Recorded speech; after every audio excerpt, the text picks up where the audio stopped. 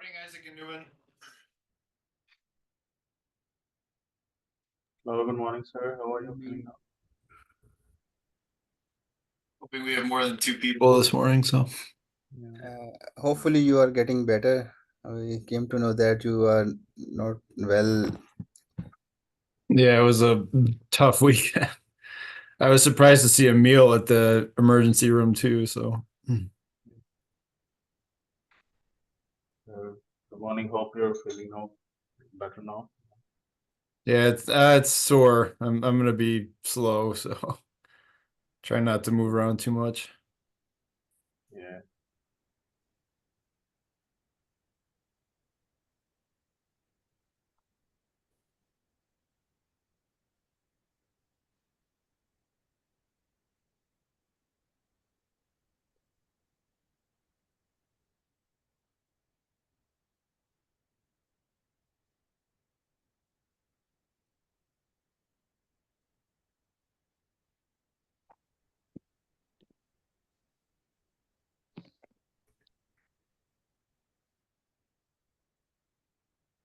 Yes, sir. Good morning.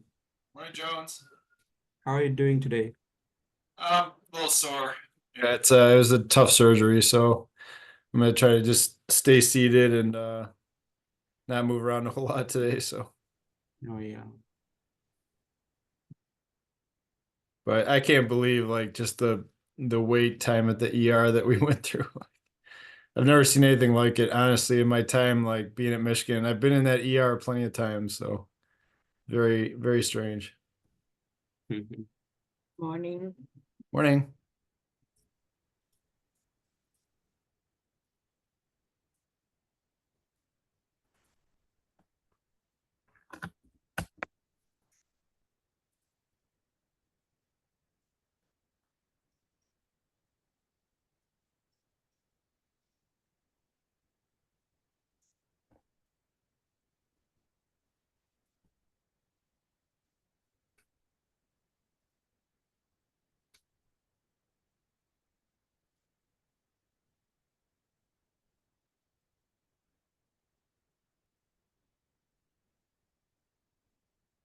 Good morning, everyone who's just joining. We'll get started in a couple minutes here. So.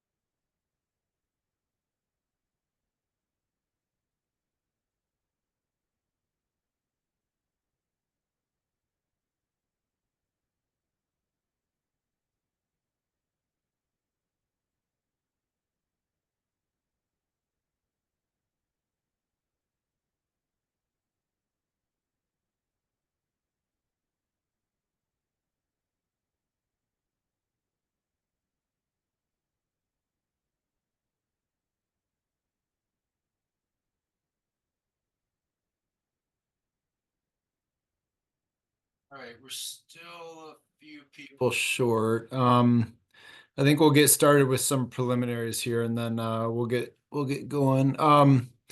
So again, thanks everyone for your flexibility in meeting by Zoom this morning. It was a challenging weekend to be sure, but I'm just gonna try to take it slow, and I apologize if I have to take a break or something more often than usual during the lecture this morning. But hopefully, I'll be back in again on Wednesday. Just as a reminder, the full drafts of your projects are due today by 5 o'clock. I've already received a handful of them, so thanks. to those of you who have already submitted. But everyone else, again, please do try to send the full drafts to both me and Young Chow by email at by 5 o'clock today, and then we'll begin reviewing them and giving you feedback so that you can focus the remainder of your time in the class on proofreading and correcting and revising the final project before the final due date. Okay. Just a preview of this week. Today we're going to be talking about survival analysis with survey data. So kind of shifting gears away from generalized linear models and talking about new types of approaches for dealing with failure time data in the context of complex sample surveys. And then Wednesday, we're going to get into missing data. So how to deal with item missing data when you're analyzing survey data. And we're talk a lot about multiple imputation and how to make imputations when you're dealing with complex sampling features. So we'll talk about that on Wednesday. And then Friday, we're going to have a lab that goes over largely missing data analysis, but we'll also illustrate some of the survival analysis techniques that we're going to be talking about today. And then next week, Young Chow is going to present another guest lecture on weighted multi-level modeling. That'll be our last kind of final topic to discuss in lecture. And then remember, there will be a couple working days next week to finalize your final projects before they're due on the last day of the course. Okay, so that's our agenda for the next couple weeks. And again, I'm hoping to be back in the office on Wednesday. Okay, since we're all on Zoom today, I'll ask that if you do have a question or something, just send a message via the chat or use the raise hand tool. That'll be the best way to get my attention while we're talking here. So, this is reminding me of COVID era Zoom style lecturing. So, just raise your hand and let me know if you have a question or anything, and we can chat about your question here. So, okay. Any questions, comments, logistical issues before we get into survival analysis today? Any questions? Okay. All right. I'm going to go ahead and share the screen here.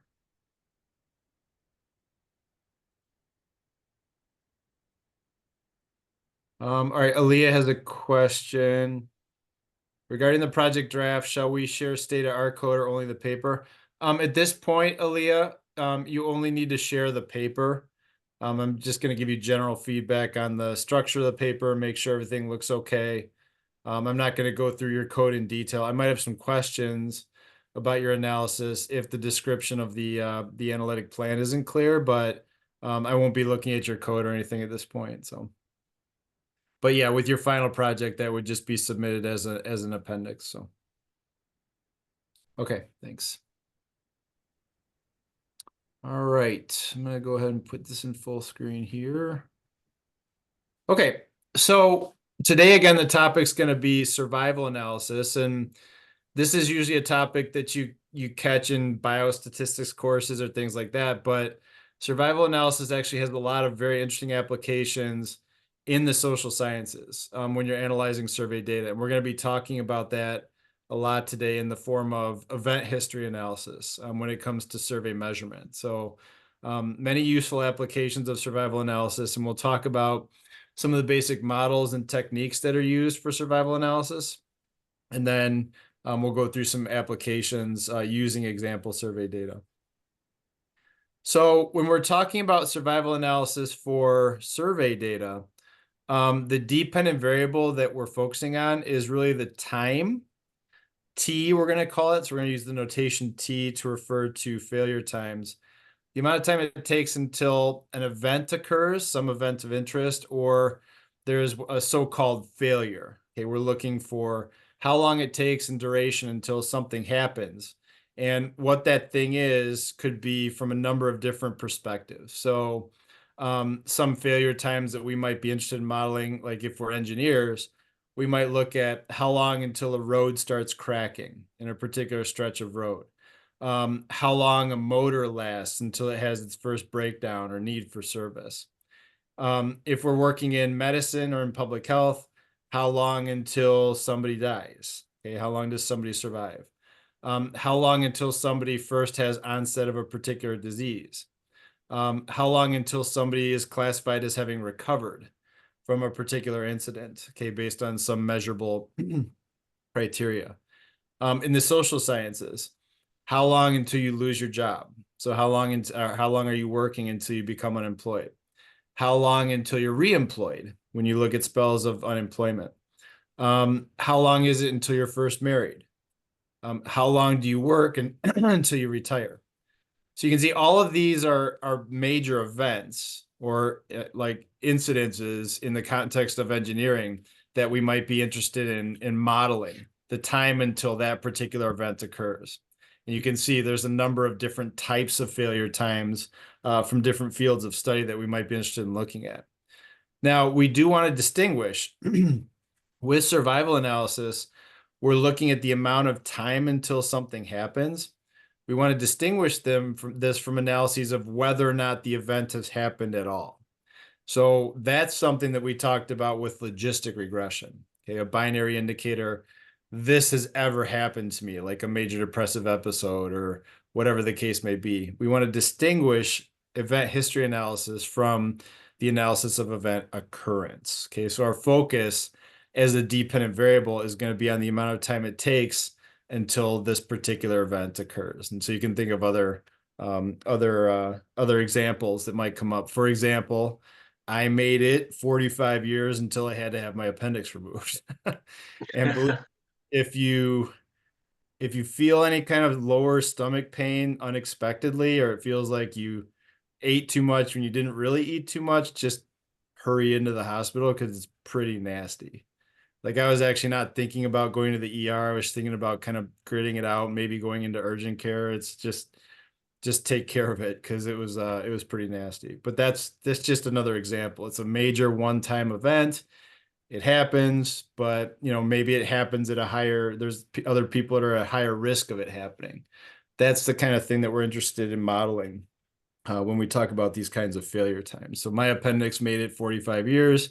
Some people's may make it longer. Other people's may make it shorter. I was talking to a friend whose 11-year-old son had to have their appendix out. It's just it seems to be a somewhat random occurrence. So, but that's an example where you could look at predictors of how long people are going to last until that happens. So, okay.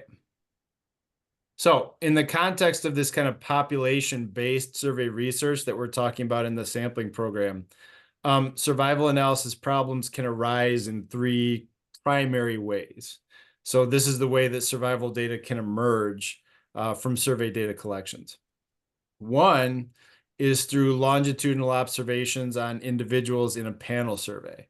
So something like the health and retirement study, where although you're measuring people, every wave, and there may be a certain amount of time between waves, you get a sense of how long it takes until some type of major event happens across those different waves. And again, we could be interested in a number of different types of events.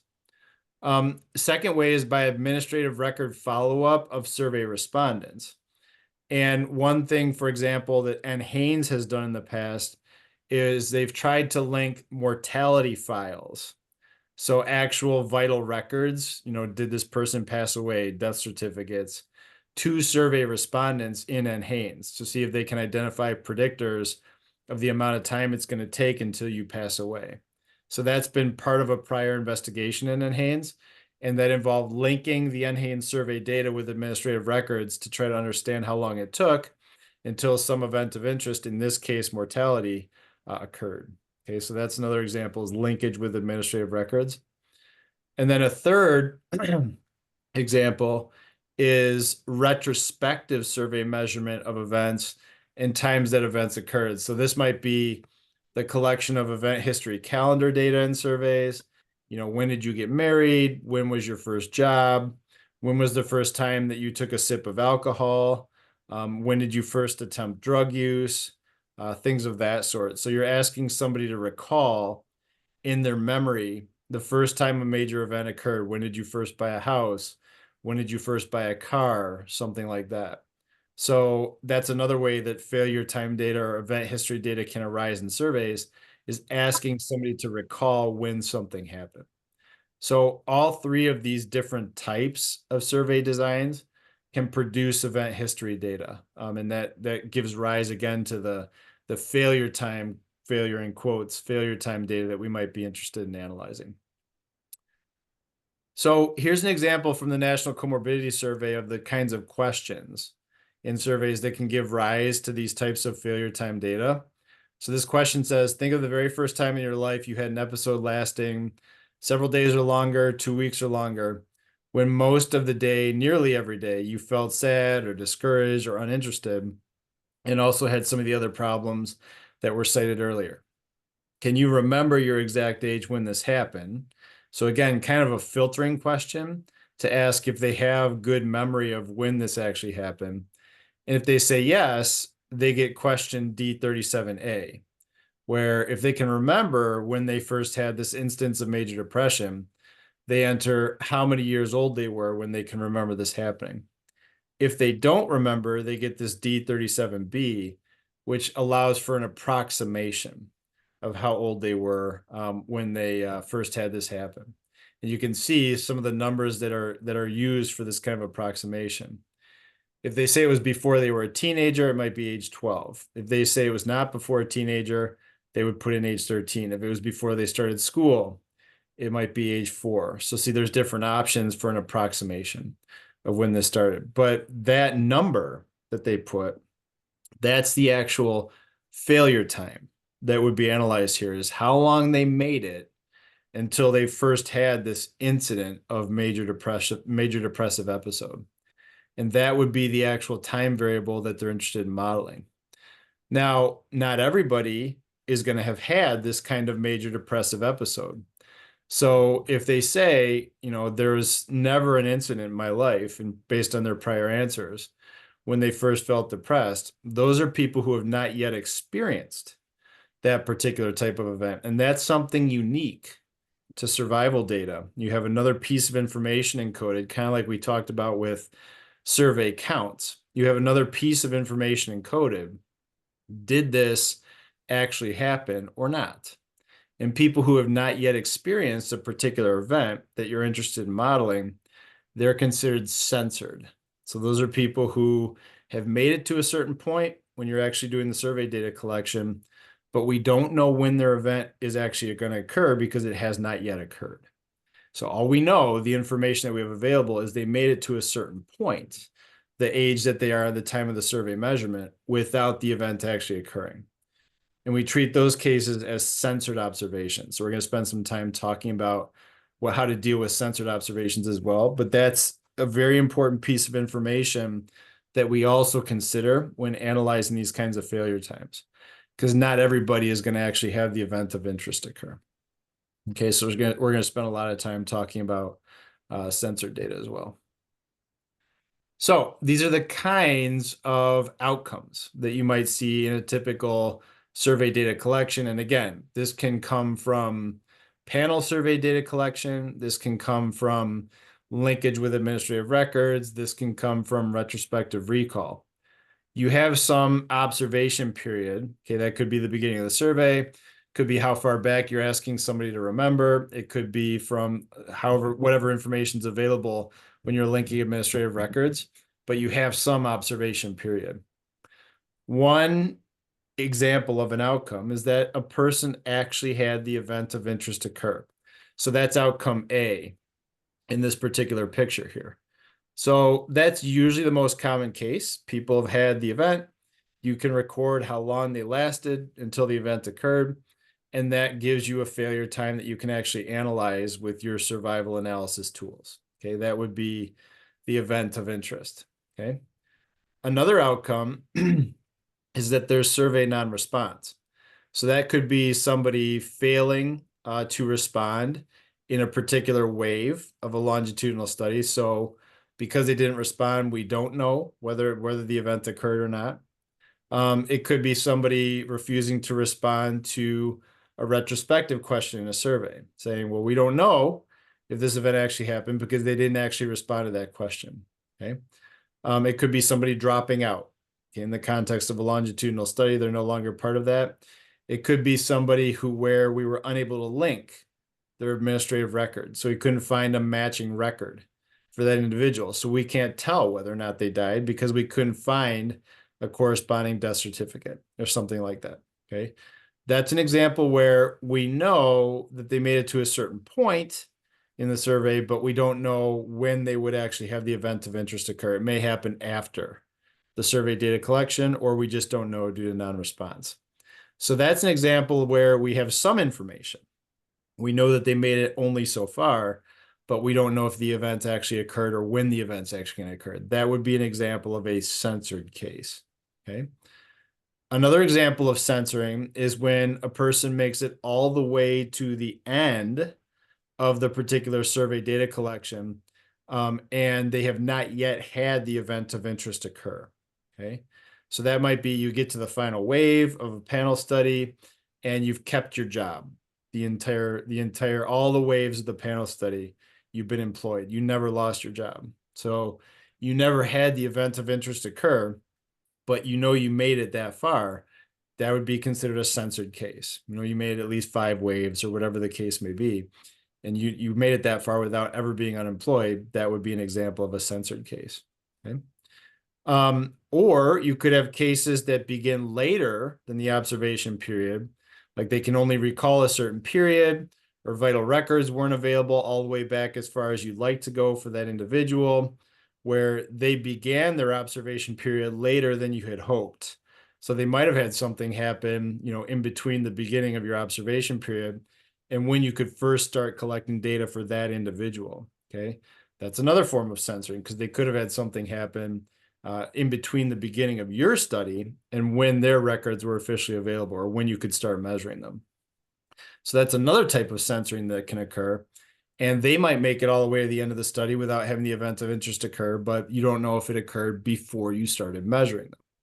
Okay, so that's another complication that can lead to censored data. So you see there are a variety of different ways that censored data can arise where we have some information available about how old an individual was or how long they lasted, but we don't know when the actual event of interest is going to occur. Probably the most common combination of data points that you'll see in a data collection is like this case A here, where they have the event of interest occur and you have a failure time available, and this case C, where they've never had the event of interest occur and you're not sure when it's going to occur, but it'll probably be at some date in the near future. You only know that they made it so far. Those are probably the most common types of outcomes that you see in these kinds of survival analysis applications in surveys, but there are examples of other types of censoring that you encounter. So like we talked about with counts and offsets, you're going to have either the time at which an event occurred or the time at which a case was considered censored, along with an indicator of a case being censored. So you're going to have multiple variables in the data set that you ultimately use to perform the analysis. Okay. Okay, so as I mentioned, let me see, there's a chat question here. Yeah,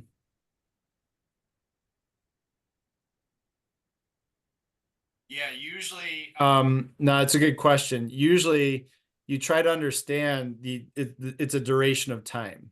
Okay, so people have different dates when they might be interviewed, and depending on what type of survival analysis you're trying to perform, you might be asking them to recall something, but usually everything is grounded at the point of that interview. So, you know, in a panel study, you might say, since the last interview, has something of interest occurred, allowing for the fact that people will have been interviewed at different points. Or if you're trying to link records, you allow for a common amount of time relative to when that interview occurred. So everything is always anchored as to when an interview actually occurs to allow for the possibility that different interviews are occurring at different points of time. You want that linkage to allow for the that same window of time for every individual. You want to ask every individual to think back the same amount of time, again, since their last interview or back to birth or whatever the case may be, but everything's always grounded at the point when that interview actually occurs. So that allows for different possibilities in that context. Okay, that's a good question. Yeah, obviously different people can be interviewed at different points in time. Yep. Yep. Any other conceptual questions so far?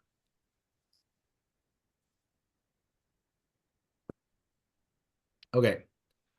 So, like we talked about with count data, in event history analysis data, everybody has this kind of pair of data points. You have the actual time at which a failure occurred or when censoring occurred. Okay, so you're going to have an actual time for everybody when they were censored or when they actually had the event occur. And then you're going to have this binary indicator of whether or not they were censored. Okay, so you have a failure time variable, and then you'll have an indicator of did they have the event of interest occur or not. Okay, so you need both of those pieces of information in order to actually do this kind of survival analysis. So in the analysis, you observe either the failure time, if the failure time occurs less than whenever censoring might actually happen, or you observe the time of censoring, if the event of interest is actually going to occur farther down the road, or the event of interest occurred before you started monitoring somebody, or something like that. You observe the time at which they were censored, if the event has still not yet occurred. And in our discussion today, we're going to assume what's called type 1 censoring. And that means that the censoring occurs at random over the period of observation that you're interested in. So there's no real systematic pattern into how censoring occurs. We're going to assume that it's occurring at random. Okay, so we assume that censoring due to non-response in surveys or loss due to follow-up, for example, in panel surveys, is non-informative about the survival time. So the fact that you're censored is not related to what your actual survival time would be, if we knew when the event of interest was going to occur. So we end up with this joint distribution of the censoring indicator and the actual failure times under the assumption that censoring is occurring 100% at random, the so-called type 1 censoring. And that opens up the possibility of the models that we're going to be talking about that incorporate censoring in the overall analysis. So just remember, we're going to have those two pieces of information encoded for everybody, the actual failure time or the time at which they were censored, along with that indicator of whether or not they were actually censored. Okay, so given these data that we're talking about in the survival analysis context, there are some important statistical definitions that we need to talk about, thinking about the models that we're ultimately going to use to make sense of these data. So first of all, is probability density functions for the actual failure times or event history times. So the probability density function little f of t indicates the probability of failure at time t in the case of a continuous t, or the probability of an event in the interval k plus 1, if we're talking about discrete time points like survey waves, wave 1, wave 2, etc. So the event of interest occurred within this general window of observation. So like any other random variable, that probability density function just describes the probability of that particular outcome at a particular point in time. Now, the survivorship or the survival function is the cumulative probability that the event time does not occur before time t. In other words, you've made it this far without having the event of interest occur, okay? And that capital F of t that you see here in this formulation, that's the cumulative probability of the event occurring at a particular point in time, little t. So that says overall, what's the total number of people who have had an event of interest occur up to a particular point in time. Survival is 1 minus that cumulative probability. So it's saying, what's the probability that you have not yet had the event of interest occur up to a point in time, little t.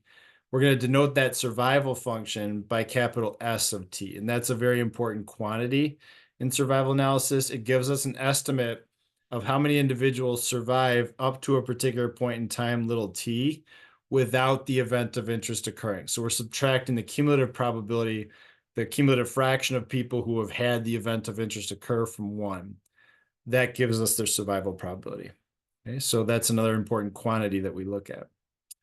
A third important quantity is the hazard function. So we're going to talk about models, different models that we can use for the hazard of the event of interest occurring, and that hazard is defined as the probability that the event occurs in a particular window, given that no event has occurred prior to that particular observation. So conditioning on all the individuals who have not yet had the event of interest occur, what's the hazard of the event of interest occurring at that particular time window? Okay, so assuming that you've made it this far, you're looking at everybody who's still at risk of the event occurring, what is the instantaneous hazard of the event occurring at that point in time? And we're going to talk about different models that we can use for that instantaneous hazard of some event of interest occurring. Okay, and one very popular example of a model that we can use for that hazard of an event occurring is called the Cox proportional hazards model. And we're going to talk more about what that means in a little bit here. But the hazard says you've made it up, you've made it so far, a certain set of people are at risk. At that point in time, given that set of people, what's the probability of the event occurring at that point in time? That's defined as the overall hazard function. Okay, so I'll keep referring back to these different points as we go. And the hazard is defined simply as that probability density function divided by that survivorship function at a given point in time t. That gives us the instantaneous hazard. Okay, so given those definitions, we'll talk more about the models that are used specifically for each of those different quantities. But there are a wide variety of methods that are used for survival analysis. There are entire books, many, many very good books that have been written about survival analysis, many of them in a biostatistical context. But there are a variety of methods. So one class of methods are non-parametric. So they're not assuming any kind of parametric model. They're descriptive in nature, but they still give us good estimates of some of the different quantities that we were just talking about. One approach that we're going to focus on today is the Kaplan-Meier approach, the Kaplan-Meier estimator, which gives us estimates of the survival function for different subgroups of cases. And that allows us to compare different subgroups in terms of their survival function as a function of time. There are also parametric methods, which assume parametric statistical models for the actual failure time outcome, that little t that we're interested in modeling. And there's a large variety of different models that we might consider in this parametric class, including exponential models, Weibull models, gamma models. There aren't often applications of parametric models for survey data. Stata actually does make it possible to fit some parametric survival models to complex sample survey data, but these are not often applied to survey data because it's hard to put a specific distribution on the kind of stuff that we're interested in modeling in survey data. There are other methods that are more often applied to surveys. So a lot of times these different parametric models are applied to engineering applications, physical applications, where there's much more certainty about the distribution of the survival times. There's a class of so-called semi-parametric methods for analyzing survival time data. And again, our main focus among those options is going to be on what's called the Cox proportional hazards model. So there's some elements of a parametric model there, but there are elements of a non-parametric approach as well. That's why it's called semi-parametric. And we'll talk about how the Cox proportional hazards model is formulated. And then one class of method that's probably a little bit more common for survey data is discrete time models for survival time data. And our primary focus today is going to be on the discrete time logit model, sometimes called the discrete time hazard model, where we can write down a model for the probability, that instantaneous probability of the event occurring, given that it has not yet occurred at a particular time point.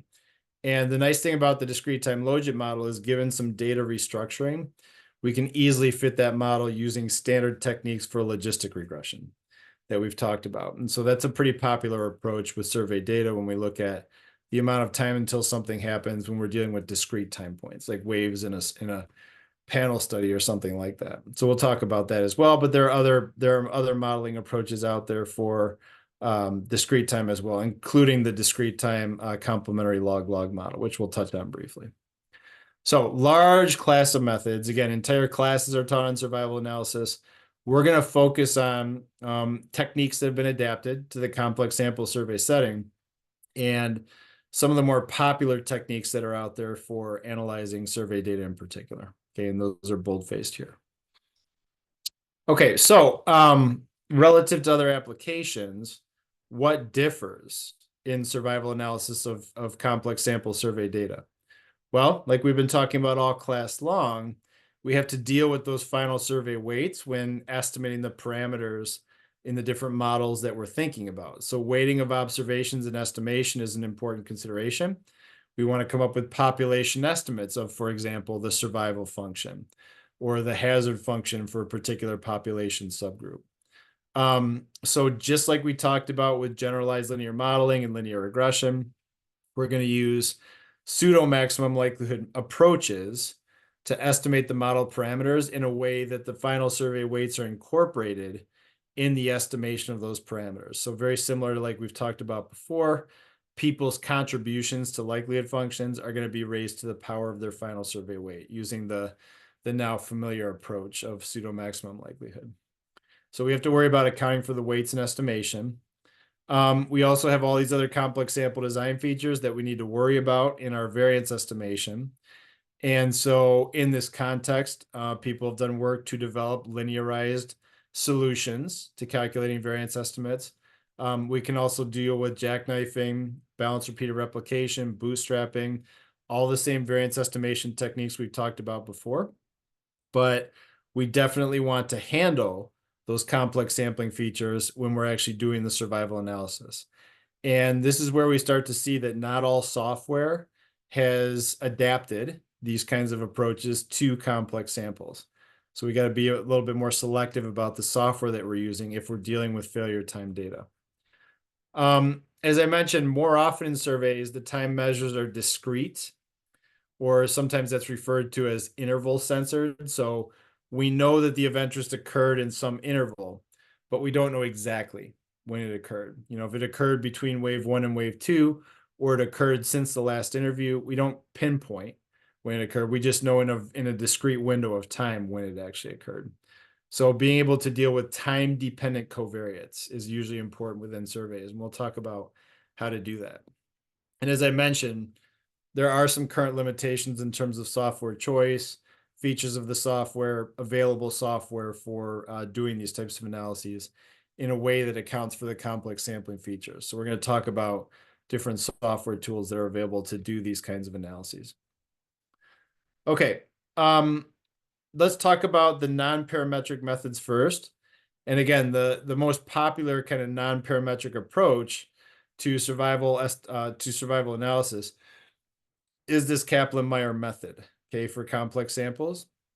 So I'll abbreviate that as the KM method in the notes, and we do that in applied survey data analysis too.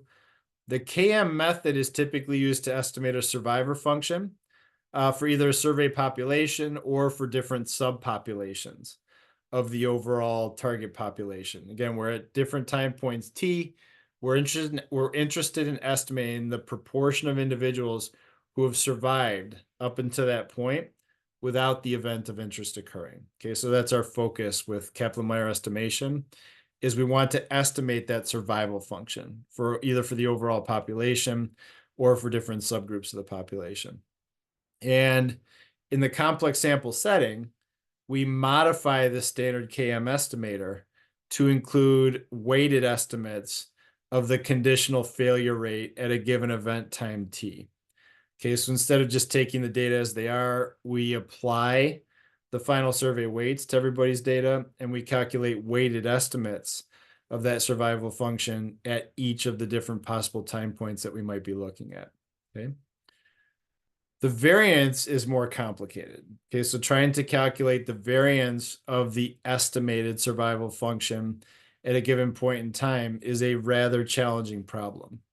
And several people have taken a shot at this over the years. So you remember the name at this point, David Binder, did a lot of influential work in terms of pseudo-maximum likelihood.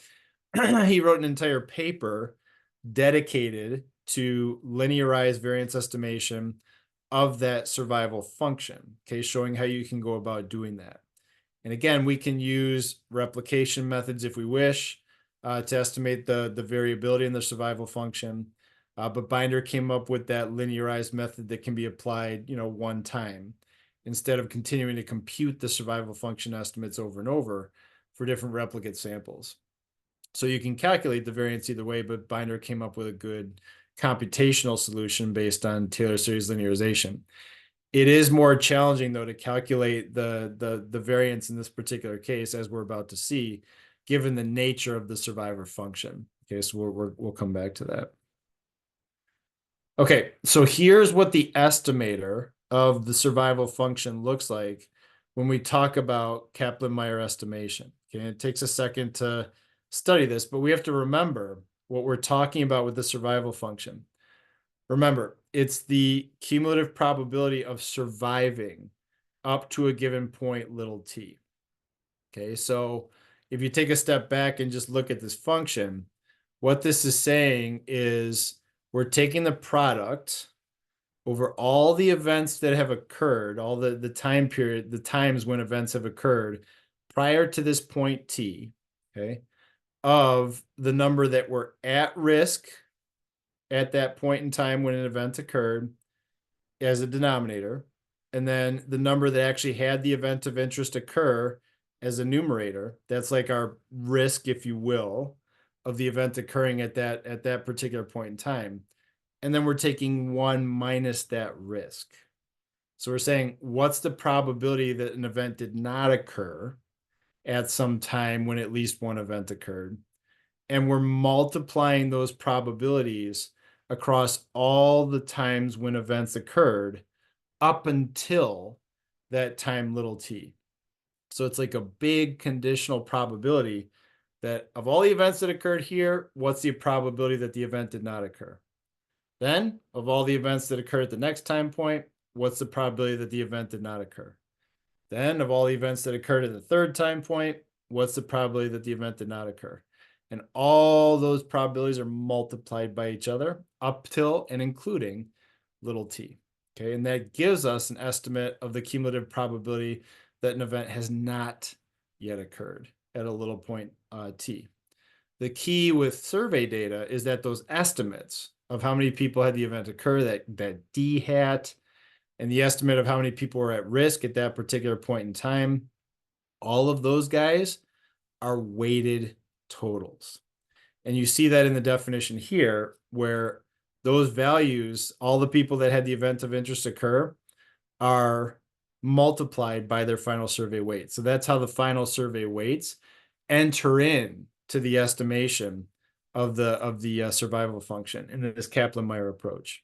Okay, so that's kind of the heuristic idea. If you get a little bit more into the details, T of E, those are the times at which unique events are observed.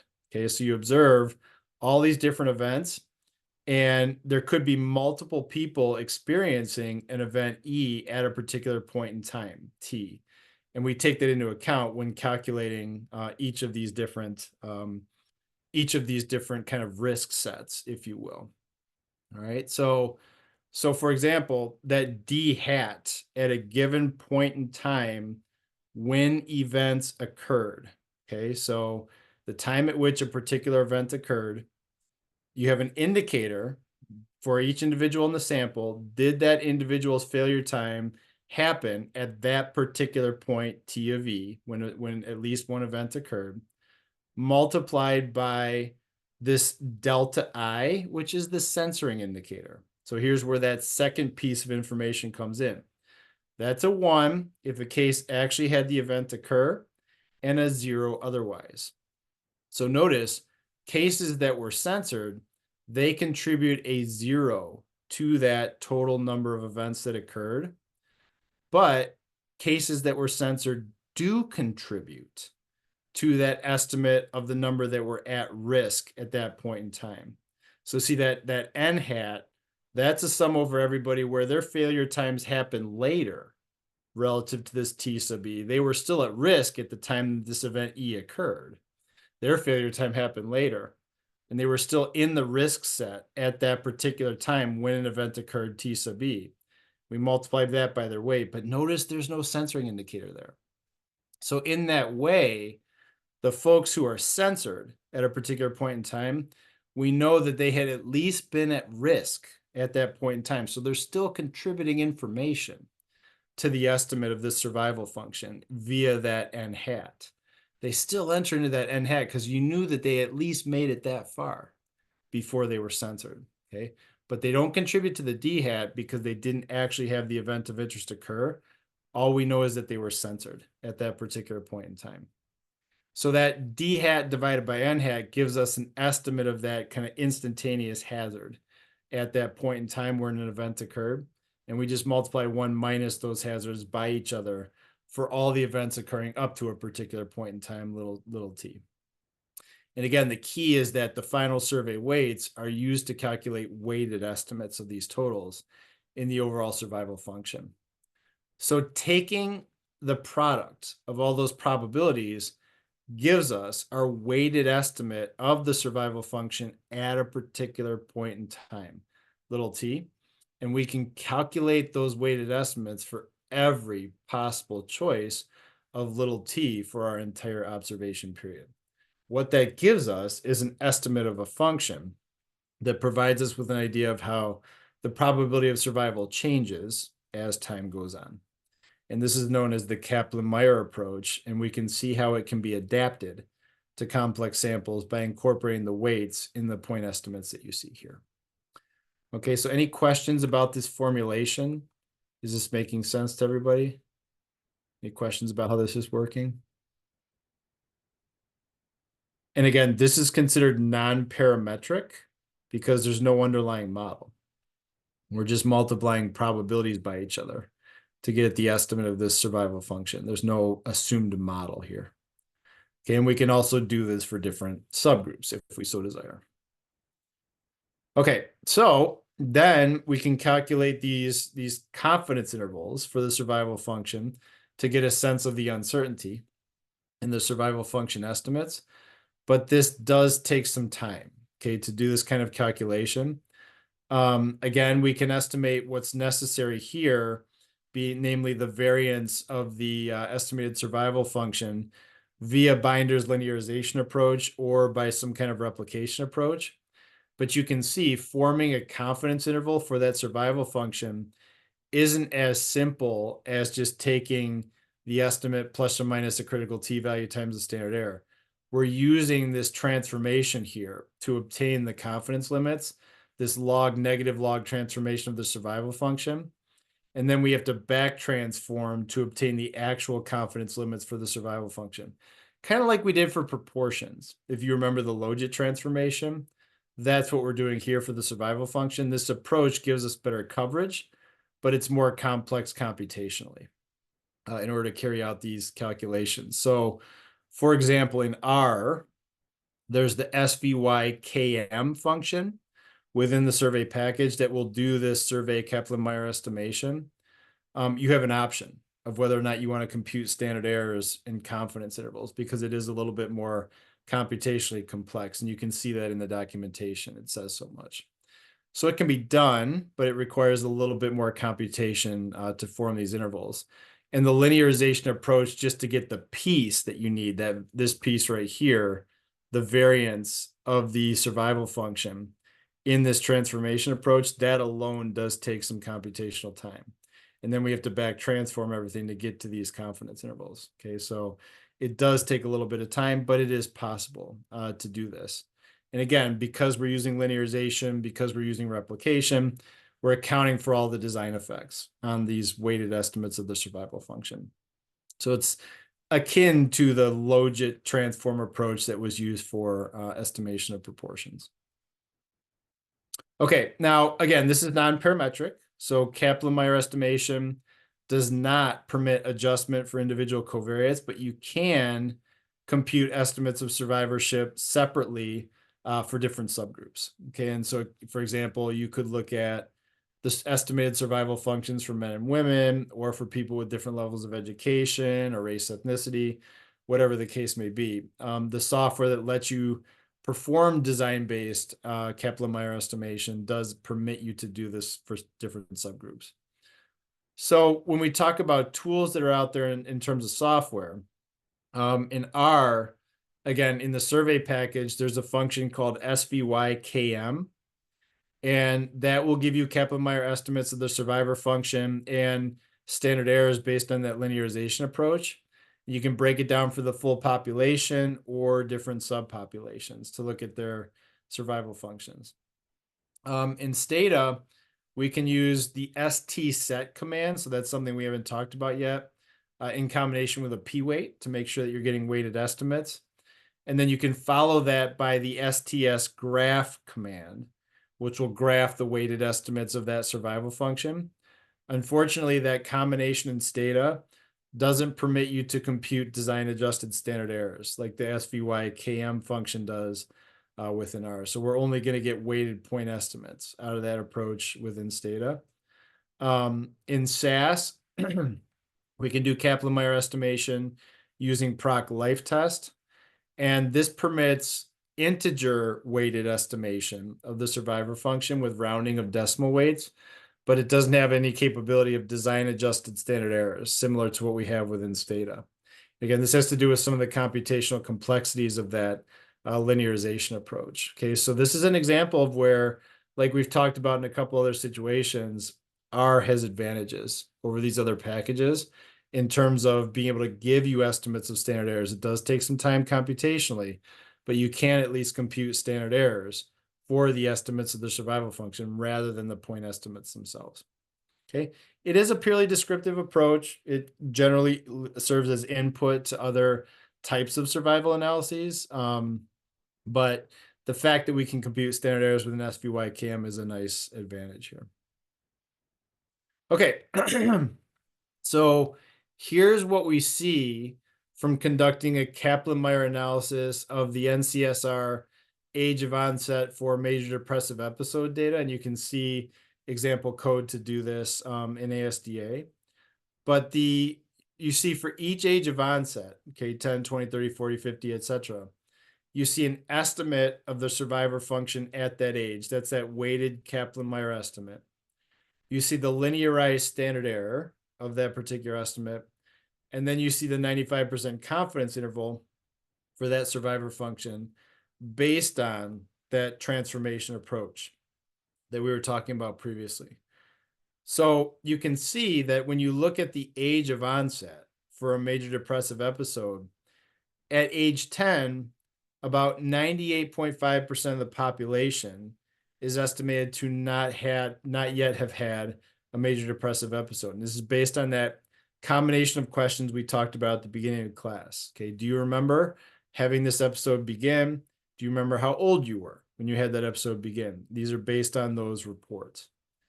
Then at age 20, we see that about 91.7% of the population has not yet had that event of interest occur, and so forth and so on. Up until when we get to age 70, you see that about 74.4% of the population has not yet had a major depressive episode occur. So you can say that by age 70, about 26% of the population has at some point or another had a major depressive episode.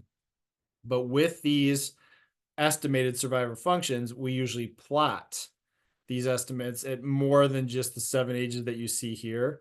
We can calculate that survivor function at many different time points and see what those curves look like, both overall for the entire population and for different subgroups. And that usually serves as descriptive input to eventual multivariable modeling procedures to try to compare different groups in terms of their overall hazard of some event of interest occurring. All right.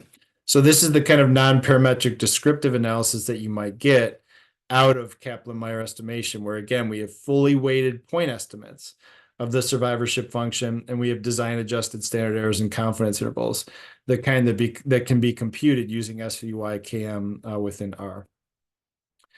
So here's what that graph would look like of the estimated survival curves for different subgroups. And this is an example from chapter 10 of applied survey data analysis. This is where we were using the stset command within Stata together with STS graph.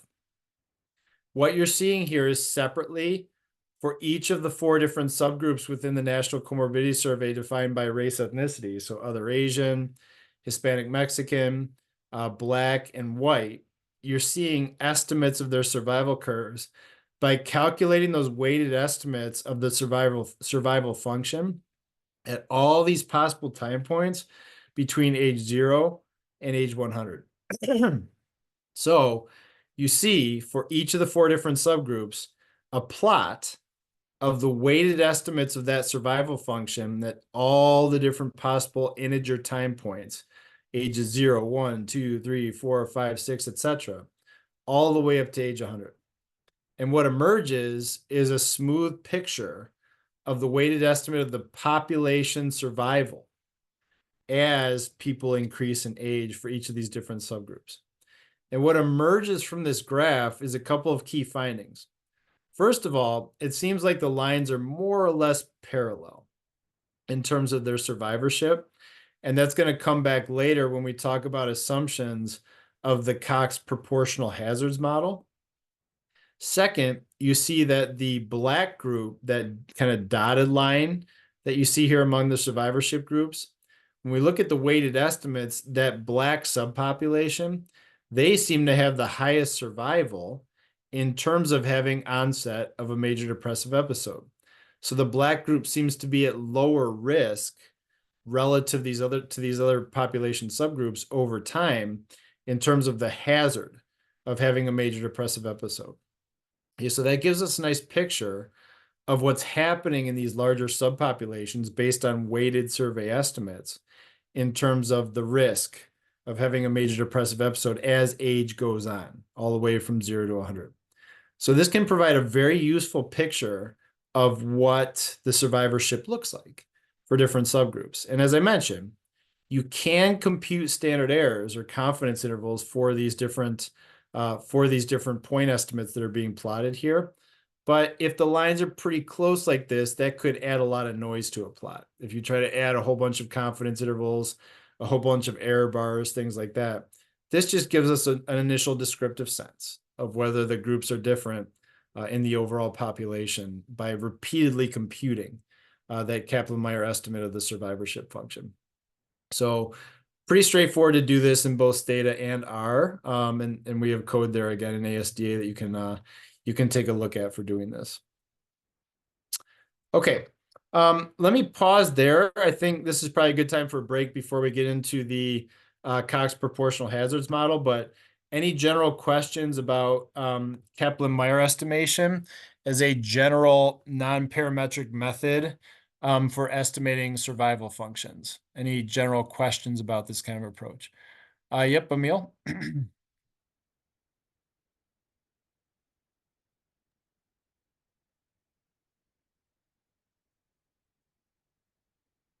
Go ahead, Emil.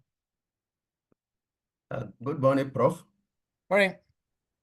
Yeah, let me express first of all my happiness for seeing you teaching this morning Oh, after thanks. seeing you in that painful mood Friday. Yeah. We thank God for your life and I wish you a speedy recovery. Oh, thank you. I'm glad that you're able to get out of there quickly as well. So I hope you're doing okay as well. So that was a kind of a surreal moment seeing you guys walk in. So Sure, I'm also good, doing better this morning.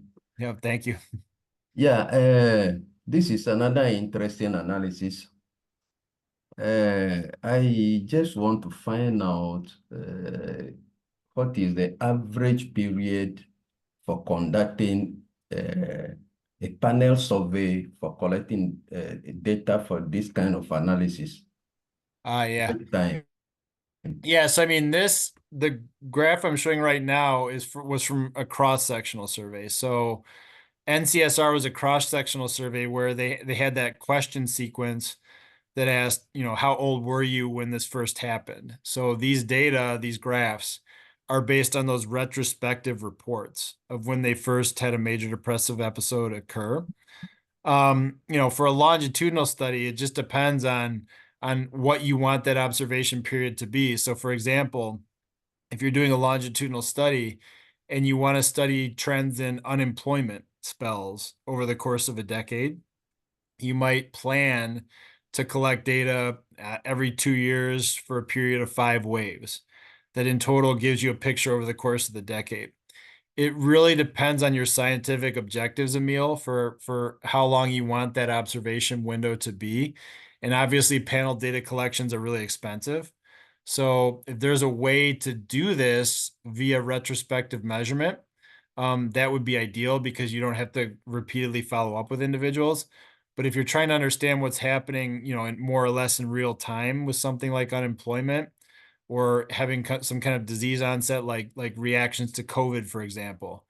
There, you might want to do a longitudinal study to look at survival like 5 years out or something like that. And then you might decide to follow people, once a year for 5 years or something like that and see if they've had any untoward effects of COVID or something like that. But it entirely depends on, what the subject matter is and what you're trying to study, how long that observation period should be. So. Okay, let's see, there's a chat question.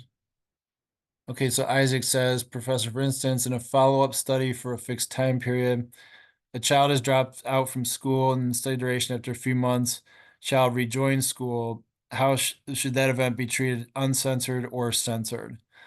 Interesting, Isaac. So for that kind of interval censoring, where for a period, an intermediate wave, they dropped out, but then they came back into the study, that they at least made it to that point. You don't know if the event of interest occurred, but they at least made it to that point.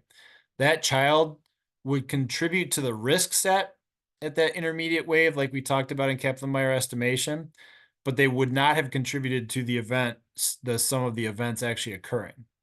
And then when they come back in the study, they're again contributing to the risk set, but they might also contribute to in terms of having the event occurred. So they would be interval censored at that particular point, but then later on they could still contribute to the overall count of number of events occurring. So what you're talking about there is an example of what's called interval censoring, where it's unknown in a particular window in the middle of the study if something happened, and they would just be censored at that particular point in time.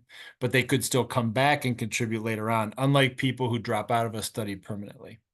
So that's a good question, but that'd be an example of interval censoring. Okay, other questions or comments about the concept so far? Or Kaplan-Meier estimation?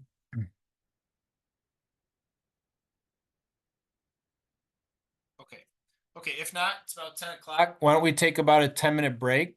And then when we come back, I'm going to get into the Cox proportional hazards model and other more kind of multivariable methods for dealing with survival data. And then we'll get into discrete time logit modeling, which is, again, arguably the most common approach that's used for surveys. Okay, so I'll start back up at about 10 after here. Okay, thanks, everybody.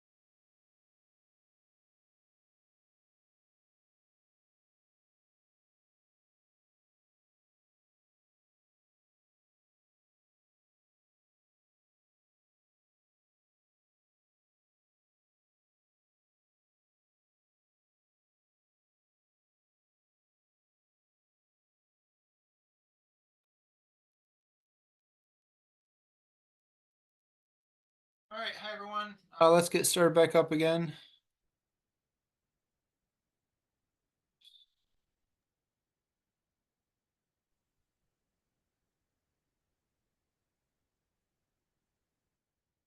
All right, share my screen.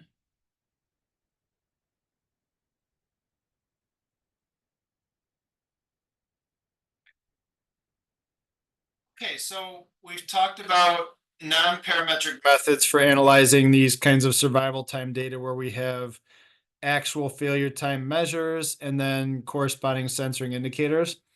Now we're going to talk about how to bring covariates into the equation, where we might be interested in making population level inference about differences between subgroups in terms of hazards or survivorship, however we might want to look at it. And one popular approach for developing models for these kinds of hazards is the Cox proportional hazards model. Okay, so in this particular model, we're writing down a conditional hazard function. Okay, we talked about the definition of the hazard, that instantaneous probability of the event of interest occurring, assuming that no events have occurred up to a particular point in time. We write down a conditional model for that hazard function defined as some arbitrary baseline hazard function. That's this H naught sub t here. So that's an arbitrary baseline hazard function you can think of that as being for the reference categories of all the different covariates. And then we multiply that by this general function of the different covariates that we're interested in. And that covariate form looks like an exponential of a linear combination of regression parameters and the different predictor variables that we might be interested in. So in the Cox proportional hazards model, that baseline hazard function is multiplied by the exponential of this sum of the regression parameters multiplied by the different covariates that we're looking at. And in the way that we estimate the parameters in this kind of model, this conditional hazard function is used to define a likelihood of the observed data that also recognizes the censoring. And we find the estimates of the B parameters that maximize that likelihood. Okay, very similar to what we've done with pseudo maximum likelihood estimation. And we do that in such a way that recognizes the conditional probabilities of the event of interest occurring at each of the possible times where events occurred. And you can see those times are kind of ordered all the way up to the last possible time, capital K here. We write down conditional probabilities of the events occurring at each of these times. Those conditional probabilities define the overall likelihood of the observed data. And then we find the values of the B's that maximize that likelihood, accounting for the weights and accounting for the censoring. And there's a nice recent reference on survival analysis, particularly tailored towards SAS, but with a lot of good general practical recommendations for survival analysis, written by Paul Allison. Now it's in its second edition, Survival Analysis Using SAS, a Practical Guide. He talks a lot about the proportional hazards model and how it can be useful in many different settings. So that's one good reference to take a look at. Now, applying the Cox proportional hazards model to complex samples, typically we're using the Cox proportional hazards method to estimate relative hazards of events that are associated with different predictors. There tends to be less focus on that underlying baseline hazard function or the population survival function that we were getting at through the Kaplan-Meier estimation, okay? In that pseudo likelihood function, we're definitely incorporating those case-specific weights, okay? And we're doing that like the same way we would do for population totals, population proportions. We're writing down this product of those conditional probabilities, and each individual's contribution to those conditional probabilities is raised to the power of their final survey weight, like we've talked about previously with pseudo likelihood. The variance covariance matrix of the estimated regression parameters, same general approach. We can use Binder's method to write down linearized variance estimates for the estimates coming from that pseudo maximum likelihood procedure, or we can use replication techniques. The key again is that we're using one of those variance estimation techniques for the estimated parameters to take the features of the complex sample design into account. Now, there is also this possibility with survival time data, especially with discrete measurements, that there could be ties. So many people all fail at the same time, okay, in terms of whatever it is that you're trying to measure. More common in longitudinal studies where you're measuring whether or not something happened in a given wave of measurement as opposed to at very more specific time points. General models for handling proportional hazards, they have options. So the software out there has options for handling these ties. And you can also incorporate different time varying covariates when fitting these models. So we're going to see some examples coming up here for how to deal with those unique features of the data. But this can happen with survival time data where you have different ties, and there are different ways that those ties might be handled when estimating these kinds of instantaneous hazards. Okay, so here's how the model proceeds in terms of estimation. We define the risk set at a given time point K when events occurred as being the set of respondents who first have not yet experienced the event prior to that particular time when an event occurred, T sub K, and individuals who were not randomly censored prior to that time point, T sub K. Now, the kind of censoring that we're talking about here is right censoring, where they basically meet an end to the study measurement and we are not able to follow them up any further. Isaac asked the question about interval censoring. So in interval censoring, those individuals could come back into the risk set later on. So we're assuming right censoring in this particular setup here, okay? So we assume that the risk set is all the people who have not yet had the event of interest, and they were not randomly censored prior to the time point of interest T of K, okay? So we're talking about a specific time T of K when events occurred. The probability of failure or having the event occur for a given subject I at that particular time point T of K, conditional on being a part of that risk set, is going to be then a function of that kind of proportional hazard of the event occurring, right? So here's that same exponential of the sum of the regression parameters times the predictors for that particular individual. And then we're dividing by the sum over everyone in that risk set of that kind of contribution to the proportional hazard. So it's like that individual's unique piece of the overall hazard divided by the sum of everybody's contributions to that overall hazard. That's considered to be that conditional probability for a given subject I at that particular time point, okay? So then, taking that into account, we can write down the overall proportional hazards model in this way. Now, if you look inside those square brackets, you see the hazard. So this is written in terms of the hazard at a time when a particular event's occurring. But all that is the same thing we saw in the previous slide, because those baseline hazards, remember, in the overall Cox proportional hazards model, they come out of the numerator and the denominator here, right? And they cancel each other out. So when you write down those hazards at a particular time, those baseline hazards come out, you're left with that exponential piece of the Cox proportional hazards model, and that's what you see here in these conditional probabilities. That's really what enters into the likelihood function that you see here. So if you take a look at this overall likelihood for the observed data, it's the product over everyone in the sample, okay, like we've seen with other likelihood functions, of an individual's contribution, that's what's in square brackets, raised to the power of a combination of the censoring indicator and their final survey weight. So that delta is a 1 if a given sampled unit experienced the event, and a 0 if that unit was actually censored. Okay, so if they're actually censored, they're only contributing, they're contributing a 1 to the overall analysis here.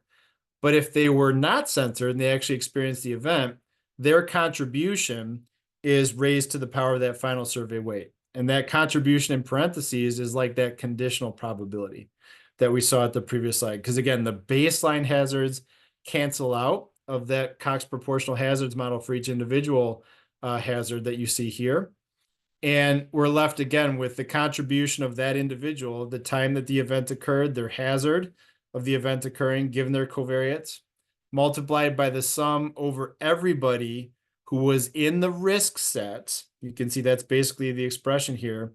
When the time for this individual occurred, everybody who was in the risk set multiplied by the hazards for those individuals who were in the risk set at that time point. So each individual, we're determining how many people were in the risk set, their event times were greater than those observed for that particular individual, and the contribution of that one individual in terms of their overall probability. That defines the contribution of a given individual, their probability of the event occurring based on the hazard function that we defined according to the Cox proportional hazards model.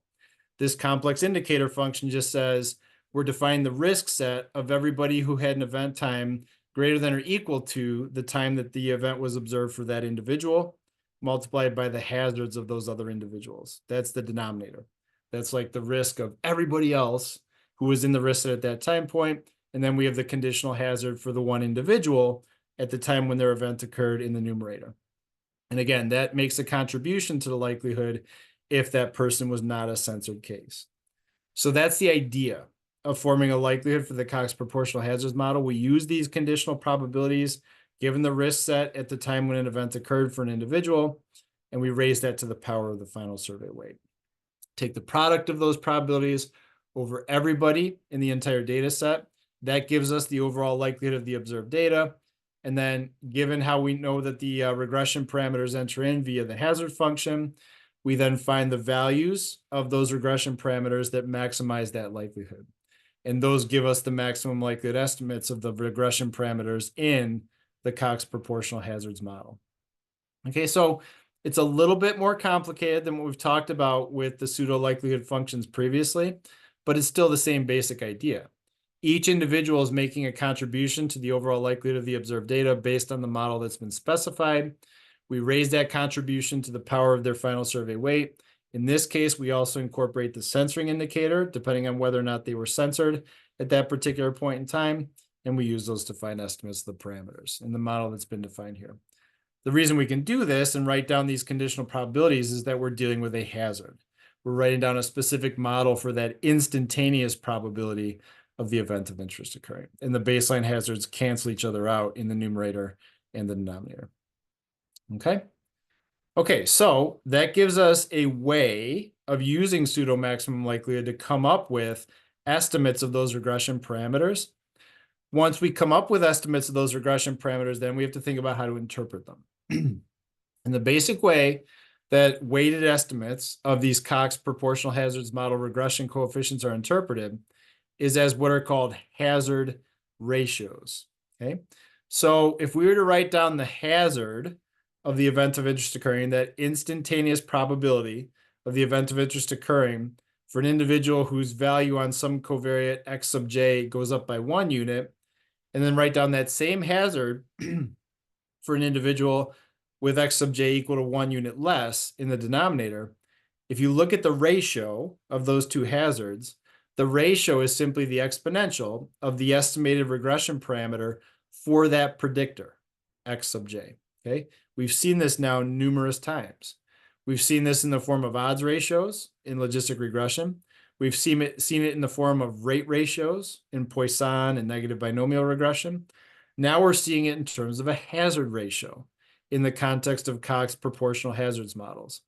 So that tells us that as a given covariate increases by 1 unit, the expected hazard, that instantaneous probability of the event occurring, will be multiplied by the exponential of that weighted estimate of the regression parameter.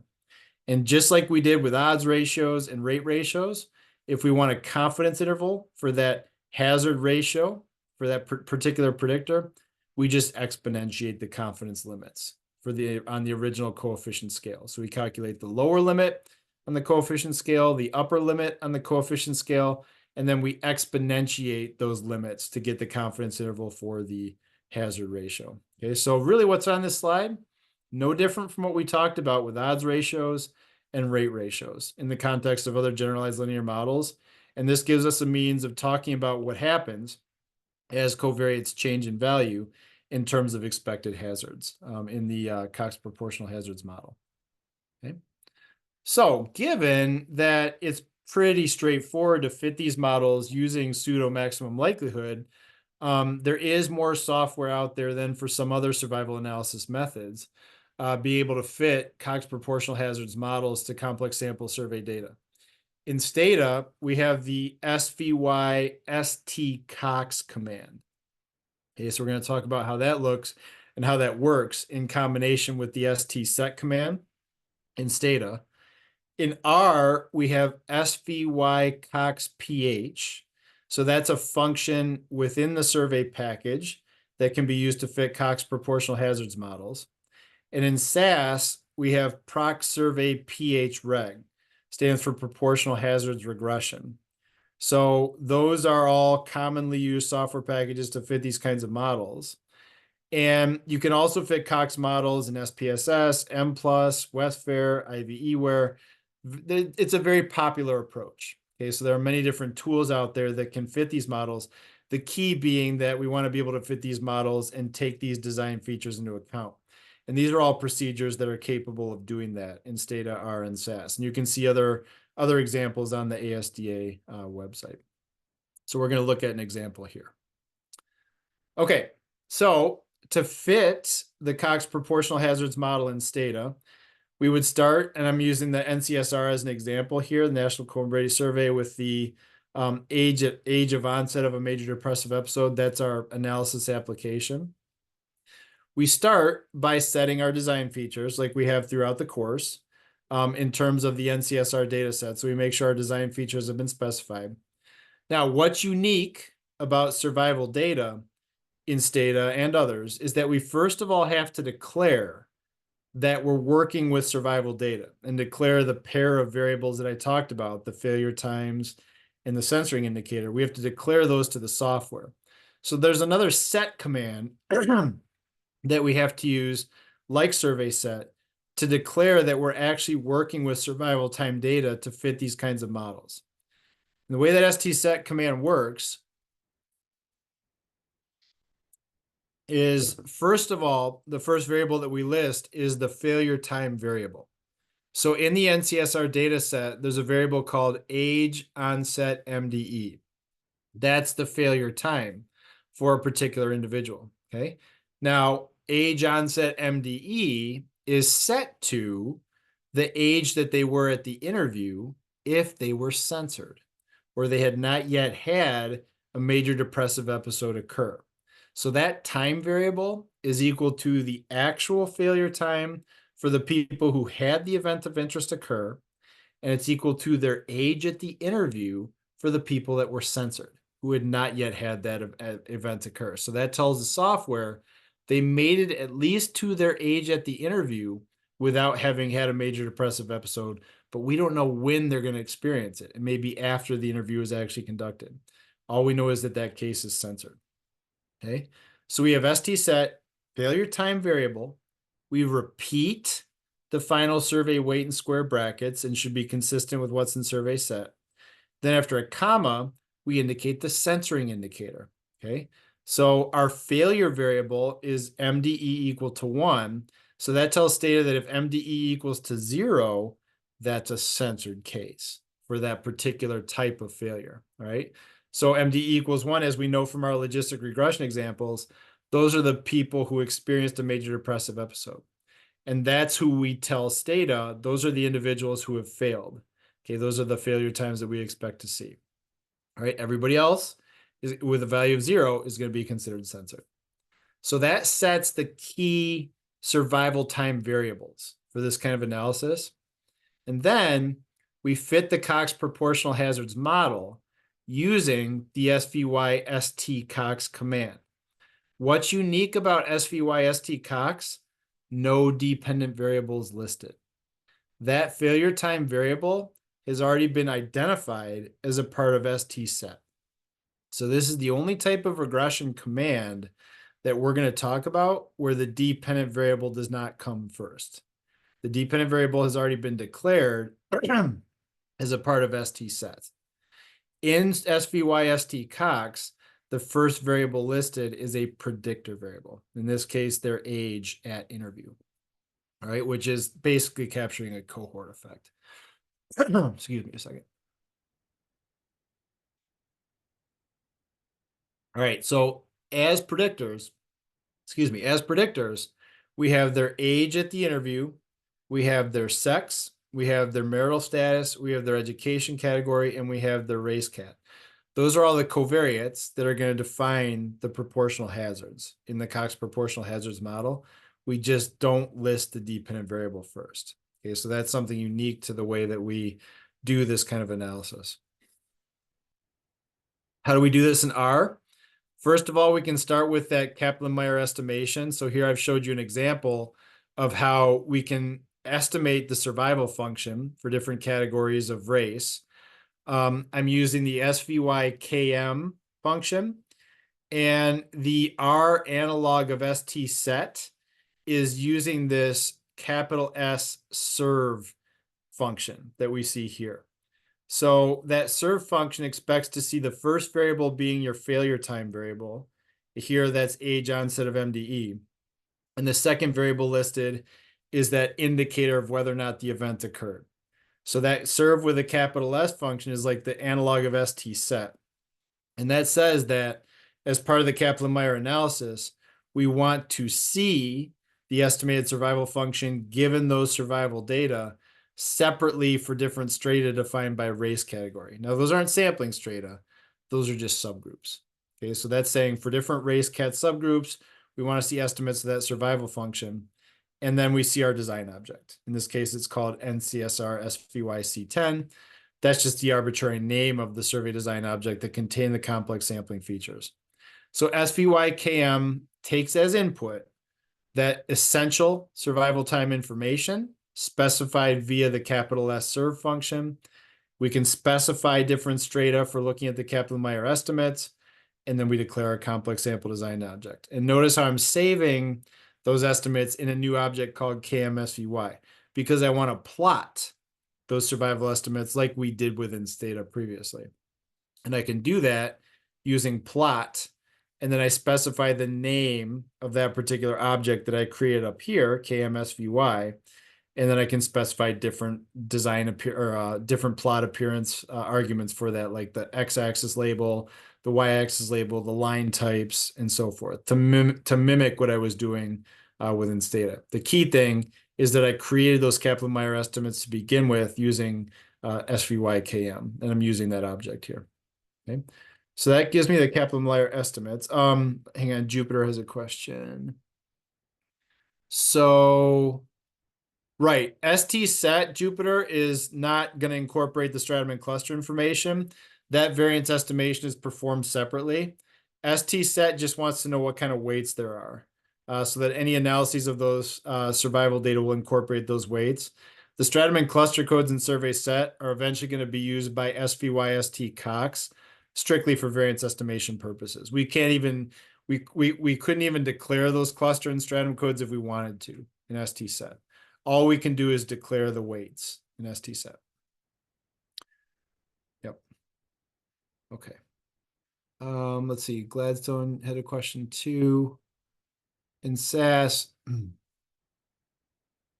Right. Yeah. Yep. That's right, Gladstone. So in proc survey PH reg, you would declare the strata, the cluster codes, the weight, and then the class variables and specify your model. Yep. That would mimic what you're doing here. So again, everything we talk about in lecture has been replicated in SAS on the ASDA website. So you can go to the ASDA website for chapter 10 and take a look at that corresponding SAS code to replicate the Cox proportional hazards models. Yep. Okay. Okay, so we have our Kaplan-Meier estimates like we had in Stata. Now to fit the actual Cox proportional hazards model, we use the SVY Cox PH function within the survey package. Okay. We use that same survival analysis setup on the left-hand side of our model formula. Okay, so capital S serve, failure time variable, censoring indicator, which is really the event indicator, MDE, 1 if the event occurred, 0 otherwise, then a tilde, then we list all of our different predictors. Some could be declared as factors, some are continuous. That point, it looks like a typical regression model specification. We just have to remember to use that serve function to declare the essential survival time data to set up for the Cox proportional hazards model. All right, then again, we list the survey design object that contains the essential design features of the NCSR. Okay, and then in this case, we're saving the results in a new object called X10.4 Cox pH. And once that model is fitted using pseudo maximum likelihood and variance estimates are computed, we can look at a summary by just using the summary wrapper for that new object that we just created. And that'll give us the maximum likelihood estimates, the standard errors, the t-test, and so forth that we want to see for the Cox model. Okay, any questions about the Stata or the R syntax to fit the Cox model or to do the Kaplan-Meier estimation? Any questions here? Let's see, chat questions. Okay. Okay, so here are the weighted estimates of the hazard ratios. So these are the exponentiated estimates of the coefficients and the exponentiated confidence limits for the coefficients so that we can interpret everything in terms of hazard ratios associated with age to onset of major depression. Okay. Now let's take a look at some of these hazard ratios. We're looking for predictors where the hazard ratio, the confidence interval for the hazard ratio does not include 1, right? So much like we talked about with odds ratios, with rate ratios, in Poisson negative binomial regression, we don't want that confidence interval to include 1 because that would support the null hypothesis, given that we're looking at everything now in terms of a hazard ratio. So if I glance at these 95% confidence intervals, looks like education doesn't really matter for the hazard of major depression onset. Not seeing any intervals there that do not include 1.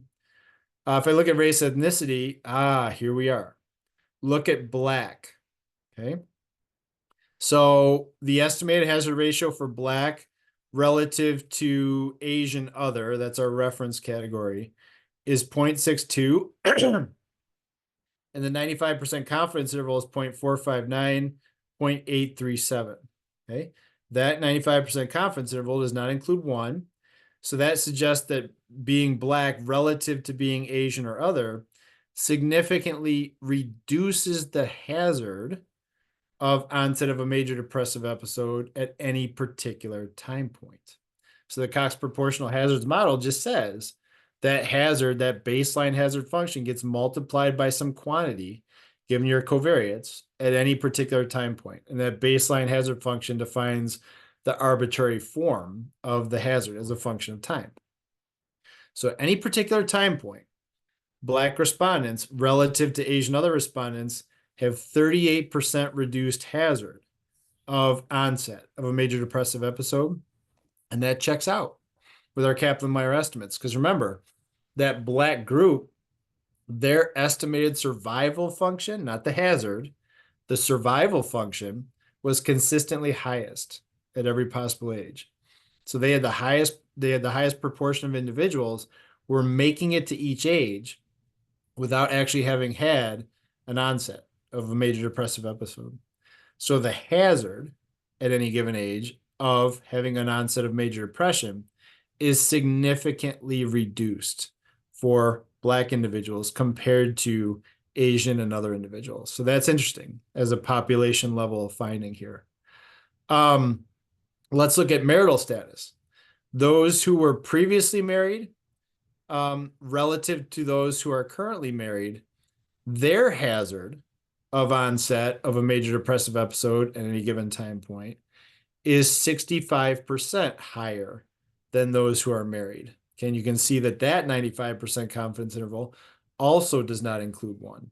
Okay, so that means that at any given age, okay, the hazard of onset of a major depressive episode is 65% higher for those who were previously married relative to those who are currently married. So there's some protection of being currently married against onset of a major depressive episode there.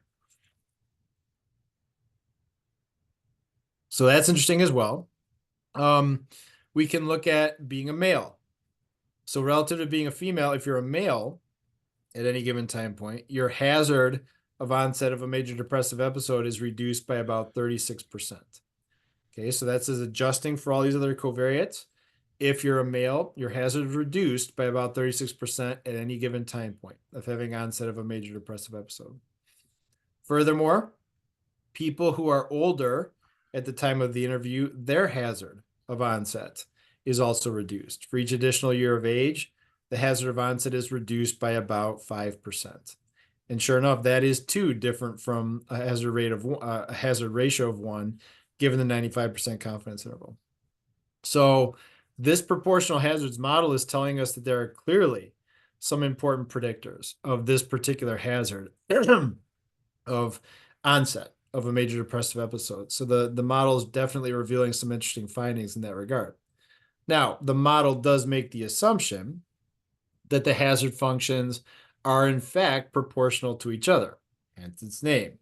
So we would have to do some diagnostics to make sure that these hazard functions are in fact proportional to each other and they're not crossing as a function of different age categories or ages. Okay, that's part of the diagnostics we would look at for this model. But before I get to that, let me pause. Questions about how these estimated hazard ratios, which remember are the exponentials of the pseudo maximum likelihood estimates of the coefficients. Any questions about how these are being interpreted here? Everybody clear on this? Okay. Now, to test that proportional hazards assumption, after fitting the model using these design adjusted techniques, we can use the STPH plot command within Stata, stands for proportional hazards plot. And we can look at that plot of hazard functions separately by, for example, different race categories to see if those estimated hazards are in fact proportional to each other. That would give us the unadjusted plot for that particular factor. The adjusted plot, same basic idea, but we add in the adjustments for these other covariates, all the other covariates that were included in the overall model. Okay, so we would just list the other predictors that we have there, and then we get a chance to see whether or not those hazards for the different race ethnicity groups seem to be proportional after taking all those other covariates into account. So typically, in a multivariable Cox model, you're going to be using that adjusted STPH plot to get a sense of whether or not these hazard functions are proportional to each other. Okay. Now, what you're looking for in this kind of plot is that the plots of the hazard functions, again, are parallel to each other, essentially parallel lines. There's no overlap, there's no crossing of the hazard functions as a function of age. If there is evidence that the plots are crossing with each other as a function of age, you need to fit a model that allows for time varying covariance. Okay, and that can be done within Stata. I've said you can say you can look at this TVC note here in Stata to see how that would be done. But the Cox proportional hazards model by default assumes that you have all these baseline covariates that are not changing over time, like race, ethnicity, and gender, and so forth. So if the hazards are crossing, that says that the relationship of a given covariate, like race, ethnicity in this case, it may be changing depending on time. And you can incorporate that via these time varying covariates. Okay? But this is the kind of plot that would be generated by that particular STPH plot post estimation command. And here you can see, after adjusting for covariates, more or less these plots are parallel to each other. They're either right on top of each other in the case of some of these, or as in the case in the black example, that hazard tends to be consistently lower than what we're seeing in the other groups. Okay, so there's not strong evidence in this case. Again, this is purely subjective, but there's not strong evidence in this case that the lines are consistently crisscrossing with each other. It seems like we have pretty good evidence for proportional hazards, especially since that black group is consistently lower in terms of this adjusted estimate of the hazard ratio. Okay, so no real strong evidence here to consider time varying covariates.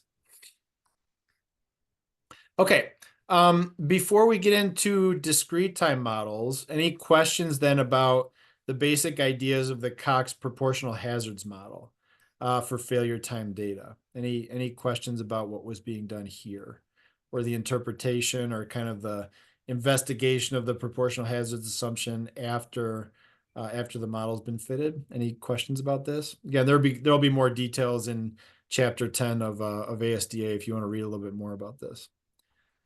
So Jones says, just to be clear on interpretation, what is the null hypothesis? So the null hypothesis, oops, if we go back to the Cox model, remember, this is what the Cox model this is what the Cox model looks like.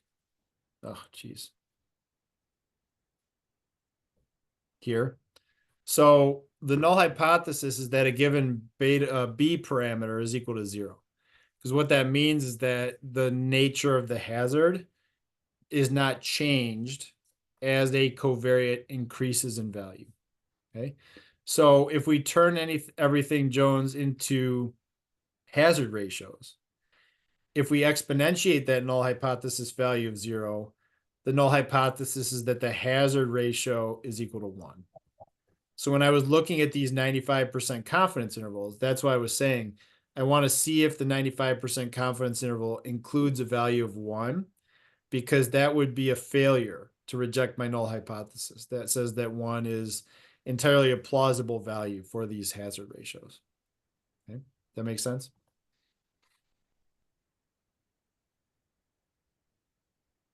Okay. Other questions about this interpretation or about the model being fitted here? Let's see. Okay. Okay. If not, let's move forward then to discrete time models. So Cox proportional hazards models, like we just looked at, usually best when the failure times are continuous. Like in our example we just looked at, we were looking at age at onset of a major depressive episode. And that could be anywhere from 0 to 80, depending on who's actually interviewed. So we can think of that age of onset as being a continuous measure. But oftentimes in surveys, failure times are measured in a more discrete manner. What wave did you make it to without failing, or how many waves until you were unemployed, or something like that. So for a dependent variable that represents a discrete survival time, there are these capital M observed intervals. They could be time periods between waves. They could be time measured in years, so year 1, year 2, etc. And in some cases, the discrete nature of the survival data may be due to coarsening in the dating of events. So like you might say, within the past 4 weeks, did something happen? Or you might deliberately group different failure times to provide disclosure protection for individual survey respondents. Like instead of an actual observed failure time, that they had a failure sometime in, 1995 or something like that.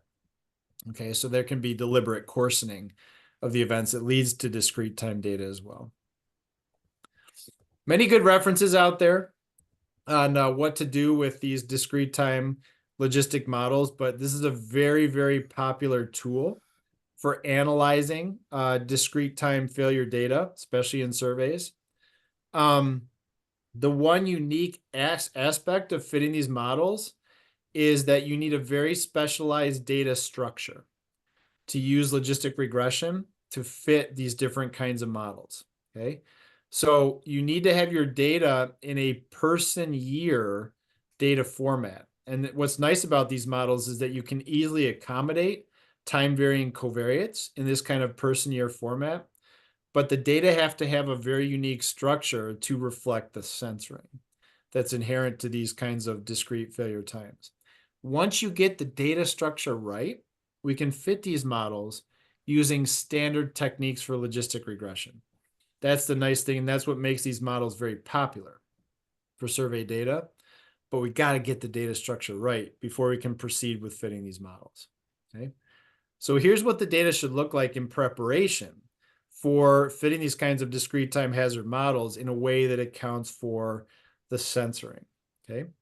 So this first table is an example of two individuals that have experienced the event of interest at a particular time point, okay, and were not censored.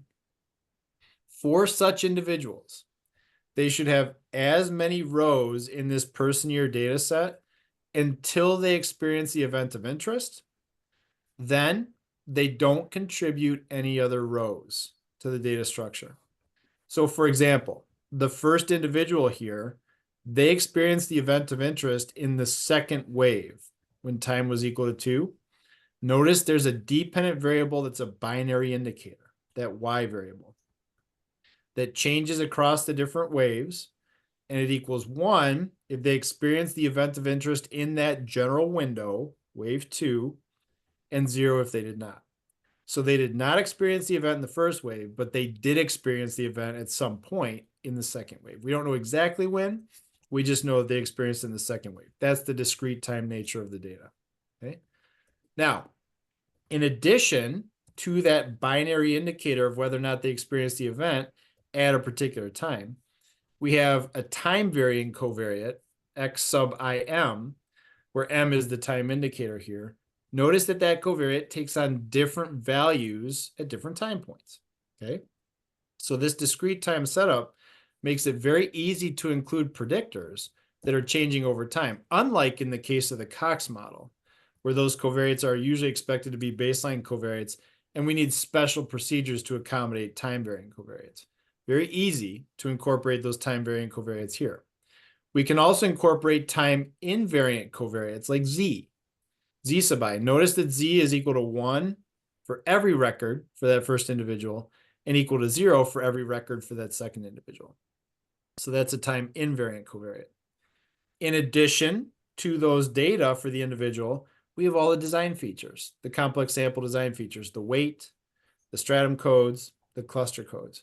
And those variables are equal to a constant for all observations in this person year data format for that particular individual, right? So the weight's repeated, the stratum codes are repeated, the cluster codes are repeated for all the records for a given individual. So the second ID here, that individual experienced the event of interest in the fourth wave. So the first 3 waves, they had a 0 for the binary indicator. Then in the fourth wave, they experienced the event. So they have a 1. Yes, they experienced the event in that particular wave. They have their time varying covariate values. They have the Z values and so forth. And they have a different weight, different stratum code, different cluster code, and so forth. The time variable also has to be in the data set because that's what captures time. And that's where we can capture the effects of time on these particular outcomes. Now, those are individuals who had the event occur. Okay, so those are the non-censored individuals. For censored individuals, they have as many records in the data set until they were censored and basically not seen again as part of the study. So if this panel study had a maximum of 5 waves, right? And that individual never had, individual 3 here, never had the event of interest occur, they would have a 0 on that binary indicator for all of the records across the 5 different waves. And that's what you see here. You see their time varying covariate, you see their time invariant covariate, you see their weight repeated, their stratum code repeated, their cluster code repeated, the time code, but they never have a 1 because they never experienced the event of interest.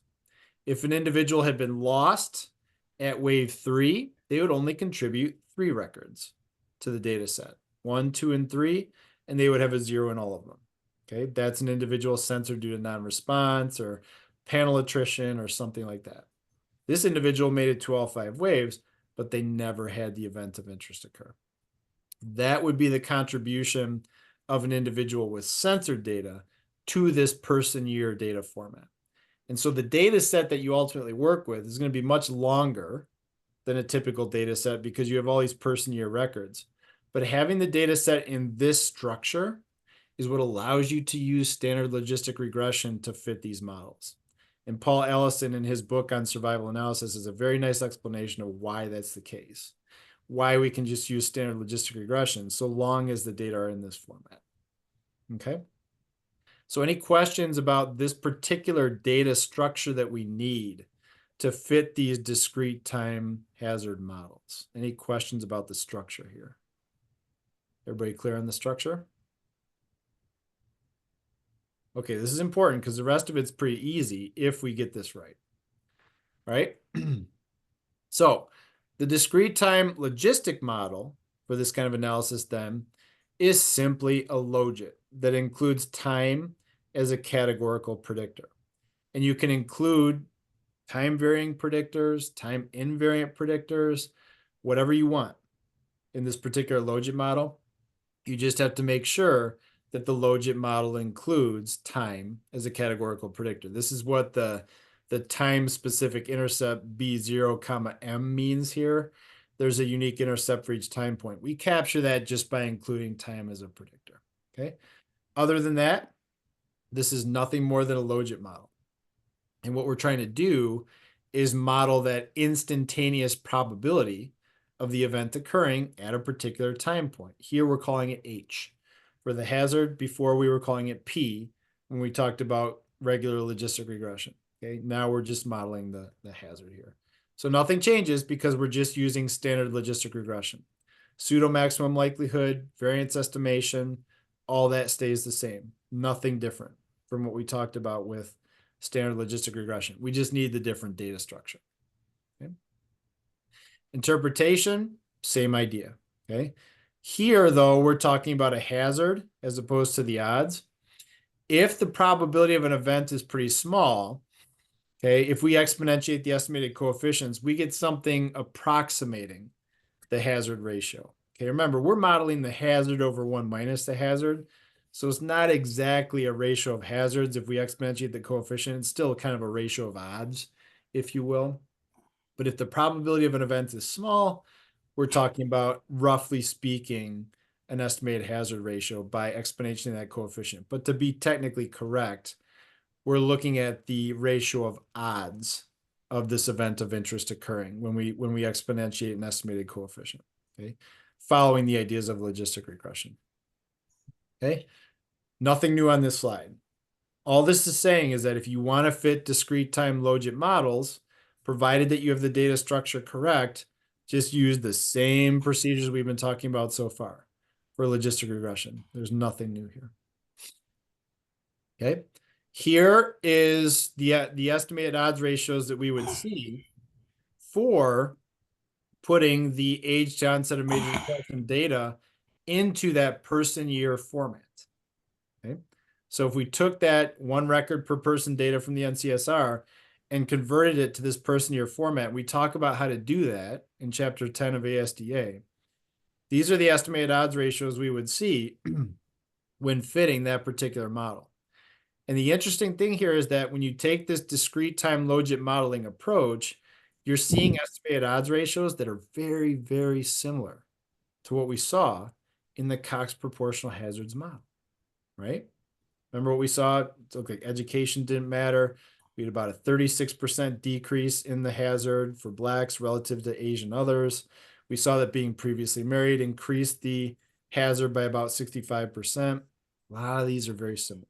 Okay, but what we need to have in the model is that person year variable or time.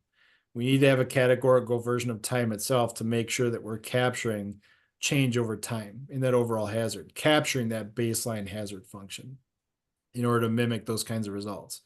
So what this says, the cool takeaway here is that if you turn the same data that you're using to fit the Cox proportional hazards model into this discrete time format, you can essentially get the same results, but you can also easily incorporate time varying covariates in looking at that hazard. So this is what makes the discrete time logit model such a popular approach for analyzing these kinds of failure data within various survey packages. Okay. Okay. Now, another alternative for discrete time modeling is this complementary log model. Now, why is this important? When you exponentiate estimated B coefficients in the complementary log model, exponentiating that B coefficient yields an estimate of the hazard ratio, which is identical to that we would see for the Cox proportional hazards model. As I said earlier, with the logistic approach, you're really getting something close to the hazard ratio if the probability of the event occurring is pretty small. Otherwise, you really have to think of that as an odds ratio. With the complementary log model, when you exponentiate those B coefficients, you're exactly getting that estimated hazards ratio. So you can duplicate the Cox proportional hazards model more or less exactly by fitting that complementary log model. And again, we talked about how to do that when discussing logistic regression. There's a survey C log procedure within Stata that you can use to fit these models. Okay. So when you exponentiate here, you'll get an estimate of the hazard ratio exactly like you would see in the Cox proportional hazards model. Okay. So they are, again, slightly different interpretations depending on the model being fitted. You just do need that person time data format to fit the two models. That's the requirement here. Both of them allow direct estimation of the effective time on the hazard, which is required. You got to have time as a predictor in that model. And both of them permit the use of time varying covariates, which is a really nice feature. Both of them use established techniques for pseudo maximum likelihood estimation. So that's a good thing. And it really, again, the choice depends on whether you want to talk about odds ratios or hazard ratios with respect to the instantaneous probability of the event occurring that you're interested in modeling. So both are perfectly acceptable alternatives to fit these kind of discrete time models. Okay, so this is just showing what I was saying. You're basically replicating what we saw within the Cox proportional hazards model when using that complementary log approach that includes time as an actual covariate, and where we're treating time as having a continuous relationship here with that particular hazard. Okay. Okay, so we're about 5 minutes over, so I think that's enough for what we want to talk about today with respect to survival analysis. So if there are any questions, I'm happy to take those at this point. You know, we don't have a homework in this class on survival analysis or anything like that, and you know, you may run into this at some point with practical applications that you're working on when your dependent variable is a failure time or something like that. Happy to consult about that when that time comes across, but hopefully this at least gives you kind of a basic working knowledge of how you can use selected survival analysis methods and account for complex sampling features at the same time using some of the current software that's out there. So, but yeah, happy to take any questions at this point about the methods or the software that we've talked about here. Let me see, there's a couple of chat questions.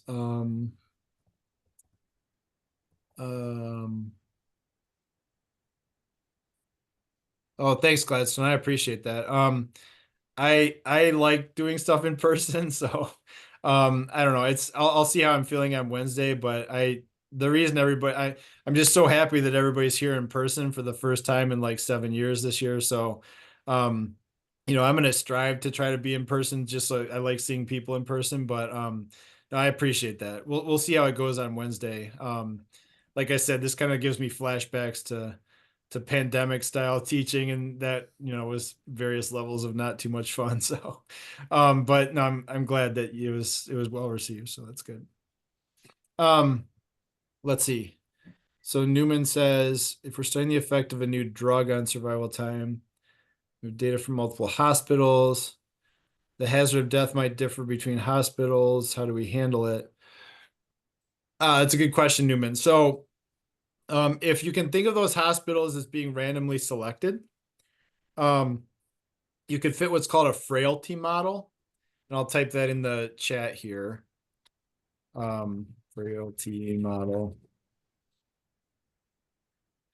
And in that model, you're including random effects of the randomly selected hospital in the regression model that you're using for survival data, whether it's parametric or semi-parametric, like the Cox proportional hazards model or discrete time logit model or whatever the case may be. You add random effects of the hospital Okay, that captures the possibility that different hospitals have different hazard rates. And then you focus on the effects of covariates after accounting for the random effects of those different hospitals. Okay. So that's a way, there's a way to do that. The challenge there is that if you do also have design features, to my knowledge, there's no weighted random effects modeling procedures for survival data that have been readily programmed or anything at this point. So you're getting into kind of a state-of-the-art thing there where there's not a lot out there. Like I said, Young Chao is going to talk about weighted multi-level modeling next week in general for like linear models, logistic models, things of that sort. But when we talk about frailty models, I'm not aware immediately of any easily adapted commands out there for fitting those kinds of models. So you might just need to take a parametric modeling approach and adjust for the weights in some other way if you are in fact dealing with survey data. So, but a frailty model is the way you deal with those kinds of data.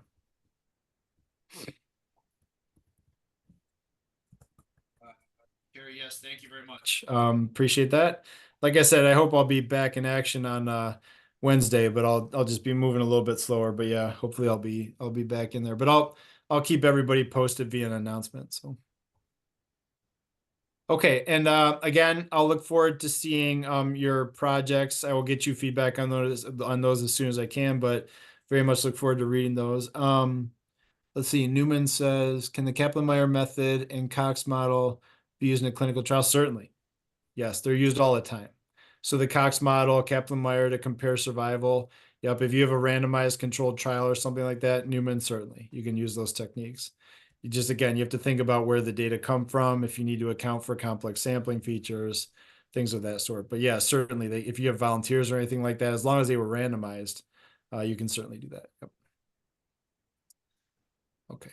Any other questions or comments?